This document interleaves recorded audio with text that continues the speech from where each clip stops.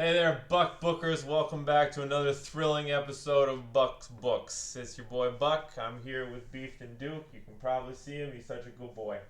Today, we're going to sort of deviate from the established trend of Orktober, which was spooky books. And that's because I haven't read a half-decent spooky book in a while. Today we're going to talk about a psychology book, which is itself somewhat spooky, called Becoming the Narcissist Nightmare, How to Devalue and Discard the Narcissist While Supplying Yourself. Tall order. It's by Shahida Arabi, right? So, it's a good book for survivors of narcissistic abuse, because it's by survivors of narcissistic abuse, and not just the one. It's like a wiki. Like, she compiled a whole bunch of essays and quotes and anecdotes from various survivors of partners with NPD. Of the 5 stars that Goodreads allows me to give, I took 2 off for the author Arabi poisoning the well about therapists in general through her own lens of what constitutes validating. So, I understand that the main thrust of the book is to convince victims that they cannot be blamed for their victimization. And that's good, that's noble. By virtue of their interaction with a narcissist, they were blamed for everything that happened in either of their lives, unless it was something good, in which case the narcissist took credit for it despite all the alleged interference from the victim, which they are also blamed for. That's one-on-one stuff. That's what it means to be a narcissist. If there are 2 people in the relationship, the narcissist did everything good, and the other person did everything bad, all of the time, right? And if something good happens, the narcissist accomplished it. And if something bad happens, it's because the villain in the story did something to sabotage the narcissist, usually because they're jealous. Jealousy plays very heavily in the delusion of NPD. I'm sure we'll touch on that a little bit later. So, for example, I walked by my neighbor's dog, and it bit me, right? So a validating response would be, that's terrible.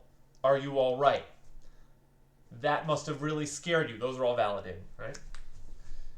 I walk by my neighbor's dog every day, and every day it bites me. I don't know how much more I can survive. Have you tried not walking by the neighbor's dog?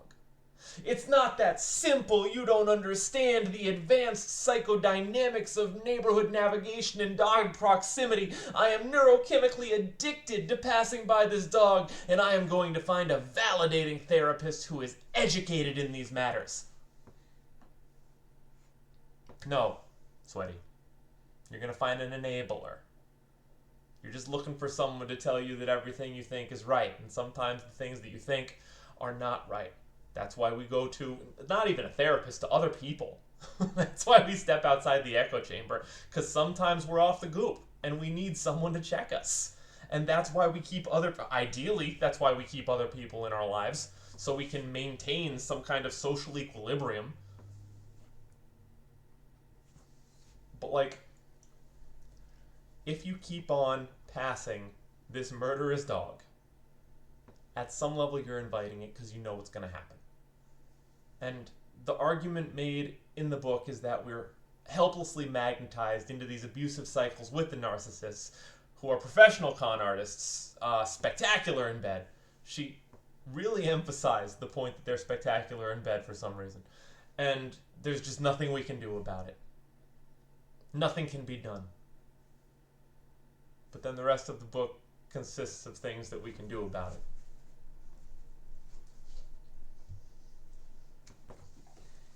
It just doesn't follow.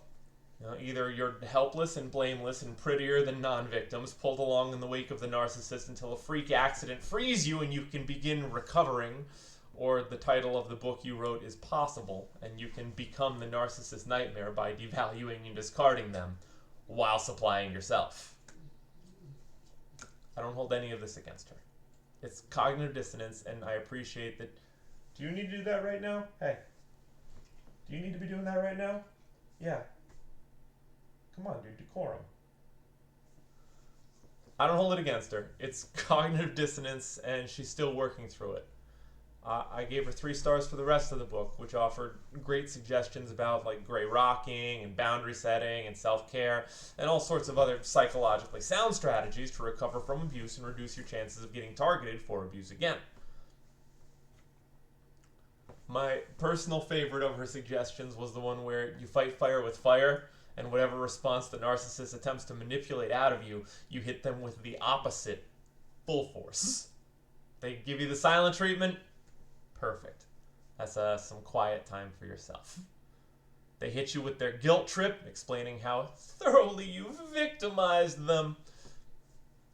Maybe poke fun at how they let themselves be pushed around like that, especially considering it wasn't your intention. Sheesh. That sounds really embarrassing. And can you imagine how bad it would be if someone was trying to bully you? Or they attempt to intimidate you with their overblown temper tantrums. Just laugh at them. Shut it down like you're talking to a bold child, or extricate yourself from the situation until you feel like having a grown-up conversation. That'll really boil them. The problem with boiling them is sometimes they're physically violent, narcissists more than most people, and not everyone is prepared for that. Like, the narcissist is a coward at heart, so he's only going to blow up if he thinks he can get away with it, and hitting a woman to stop her from making him feel like the piece of trash he is might count as getting away with it for him. Yeah. So in those instances, you're best served opting for one of the other strategies. It's not worth throwing your life away just to make him mad, really. You're going to make him mad by accident just living your life. Like, he stays mad, which is one of the reasons that you picked up the book about how to survive narcissistic abuse. Because, like, at the end of the day, it's not a game you're going to win against them, because your opponent doesn't actually know how to play. The narcissist's emotional language is severely muted, and the only ones that they really have available is rage and self-pity, and those are prominent. Right? So you can play on those if you can, until you can buy yourself time to get out of the situation. In as much as you can play on rage and self-pity. Well, I guess it's just like, oh, poor baby, just like really laying it on thick until you save up enough money, or until you get somebody with a gun to come remove you from the house, something like that. But you need to get out of the situation. You're not going to show him the error of his ways. You're not going to cure him. You're not going to teach him a lesson. The boy is broken, and you don't have the toolbox to fix him. People can change, but when we're talking about NPD, we're not really talking about people. And I know that seems like a really bold overstatement, but by virtue of it being a personality disorder, they're kind of caricatures. And their entire self-image is built around these little self-aggrandizing delusions. You can chip away at the insecurity that built their personality disorder until it collapses and they have a mental breakdown, but they're just going to come back worse than before with a story about how they emerged from the very jaws of defeat, undaunted due to the uniqueness of their character, their intrinsic fighting spirit, and their certain je ne sais quoi. So, what a colossal waste of time. You'd be much better served just getting a life. And that is essentially what it comes down to. Because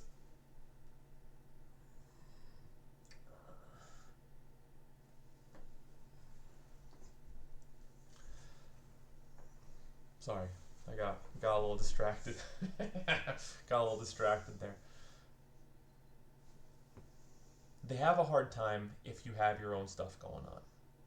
Because a narcissist, any personality disorder really, is sort of hinging on you being isolated. They need to cut you off from their support. They need to trap you in a world of their making in order for you to bounce off the walls in a way that they can predict, so they can drain you for supply. Supply is what she keeps calling it in the book. And supply is just attention, and it doesn't even have to be positive attention. A narcissist loves to fight, especially if he knows he can win. And he assumes he's going to win if he trapped you in this situation in the first place.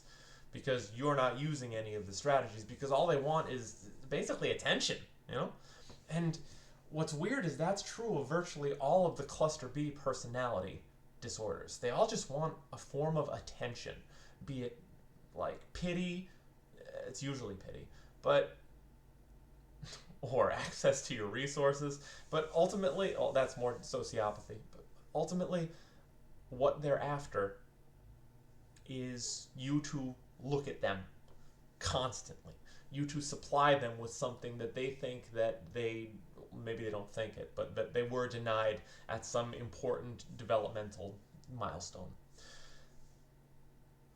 And so they're just going to try to wring that out of you. And if you don't give it to them exactly how they want it, and you're not going to be able to because it's a disorder, what they want isn't healthy or rational, they're going to go to abnormal lengths to maneuver you into a situation where either you give them something resembling what they want, or they can fall back on one of their fail-safes, you know, where they're like this horrible victim, you're the monster, and they're the victim of your abuse, and the fact that they survived it so long plays into this messianic martyrdom delusion, right?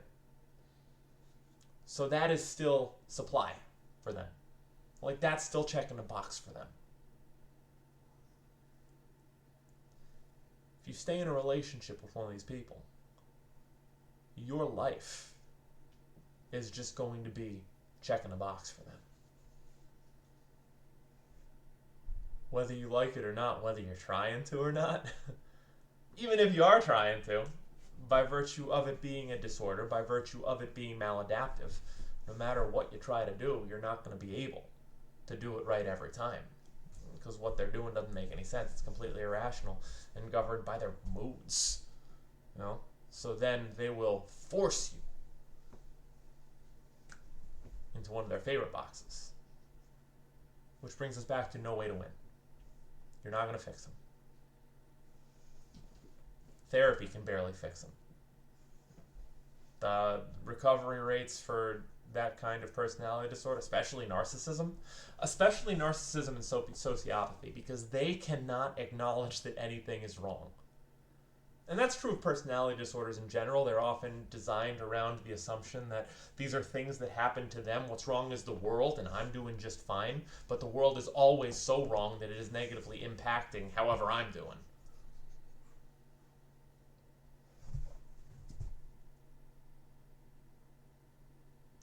You good, dude? Cool. Okay. Dog's gonna take out the whole room. So let's call it a review. That's about the end of this one. Thanks for tuning in, Bucks Bookers. I will see you shortly, I am sure.